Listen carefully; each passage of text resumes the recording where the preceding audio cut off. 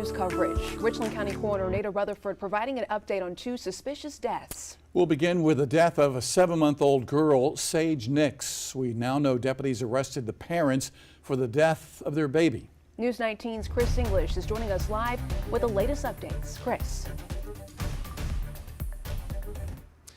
Erica, this evening, the Richland County Coroner Nada Rutherford is speaking out now on the death of that 7-month-old, Sage Nix. This comes after the Richland County Sheriff's Department arrested Nix's parents and have charged them with homicide. The parents are Caleb and Kyla Nix. The coroner says that the baby suffered acute trauma to the head, and that's what led to its death. Now, the investigation into Sage Nix's death actually began on December 18th after the unresponsive baby was taken to the hospital by EMS, where she later died.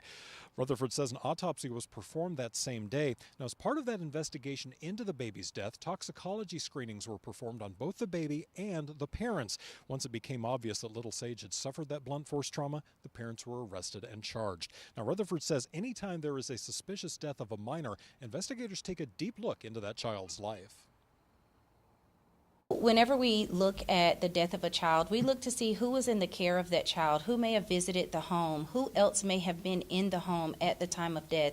You have to think, if we go to the hospital, probably the parents are going to be the only ones there, but we start asking questions. We're going to go out to the scene where the possible death occurred to take photographs, to do a reenactment if we can. We're going to assess the home where that child lives. So it's not just an investigative process that happens in the hospital. We also are going to go to the home or wherever that child may have been prior to them being pronounced deceased.